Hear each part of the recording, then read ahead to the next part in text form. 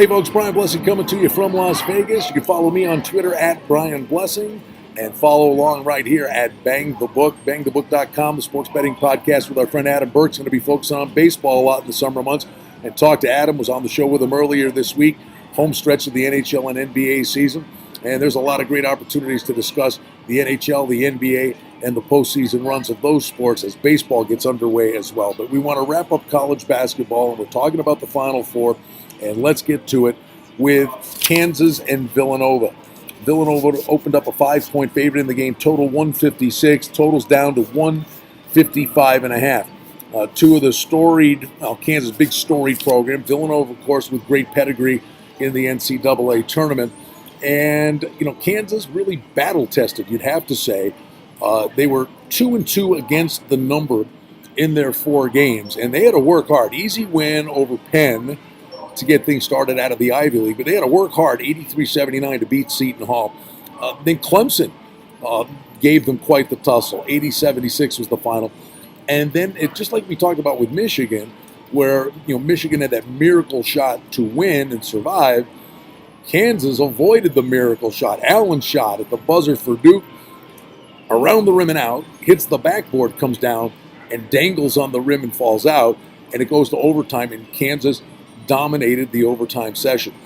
So Kansas, I think, in terms of who they played, pretty battle-tested here. But one thing I'd look at from a pace of play perspective, the total's at 155.5. I think you got good free throw shooting teams here, and if the game is marginally close at the end, you could see a truckload of foul shots, which I think could produce this game to go over the total. Now, as for Villanova, this is a team that Wright's a great coach. They know how to get it done in this tournament. They easily beat Alabama and Radford, then Alabama. And then I thought the West Virginia game was going to be the toughest test they had remaining, and I'm going to stick with that. And West Virginia took them to the mat, and then Villanova covered the number at the end. In fact, Villanova 4-0 against the spread in their 4 games in this tournament. But they survived that game against a physical, up-tempo team in West Virginia. And then, they soldier on, and they get a pretty workmanlike victory over a deep Texas Tech team. I think Villanova knows what they're doing in this tournament. I think Kansas, to a degree, is fortunate to be here. But I envision Villanova being very comfortable in their own skin. But the difference maker here may be that this game features more points than we've seen in previous games in this tournament from Villanova. Again, pretty enamored with the free throw shooting for both teams. If it's marginally close, I think we get a lot of points. I'm looking for a pace of play. I like Villanova. It's kind of maybe sound like a square ball play, but I kind of like Villanova in this spot. I do like points in this game. I think you're going to see points, and that's the way I'd take a long, hard look at it.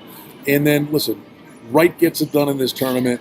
Self has survived, but he always seems to find a way to stub his toe. Kansas will tease you, and I'm going to say they're going to tease their faithful one more time.